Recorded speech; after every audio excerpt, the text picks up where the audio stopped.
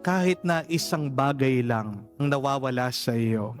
Pero di ba, kung talagang mahalaga ito sa iyo, titigil mo ang iyong buhay para hanapin lang ito. Amen? Ganyan din po pagdating sa Diyos.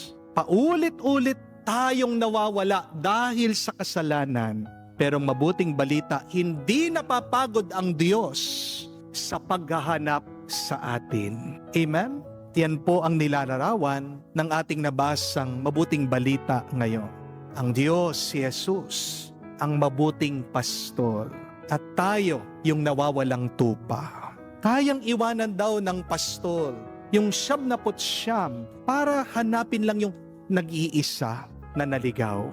Oo, isa lang yung nawala. Pero yung isang yon ay mahalaga pa rin. Isa lang yung nawala. Pero yung nawala ay mahal pa rin. Isa yung naligaw. Pero kinukumpleto nung nawala yung tuwa ng pastol kapag ito ay natagpuan. The good news is, though God is complete, we still complete the joy of God. Isipin niyo po yun. Meron ba tayong maidaragdag sa Diyos? Diyos siya, kompleto na siya, nasa Kanya na ang lahat. Pero hinahanap pa rin niya tayo dahil diyan nagiging ganap na pupuno ang Kanyang tuwa. Ganyan tayo kamahal ng Diyos. Think about that. You are precious in the eyes of God.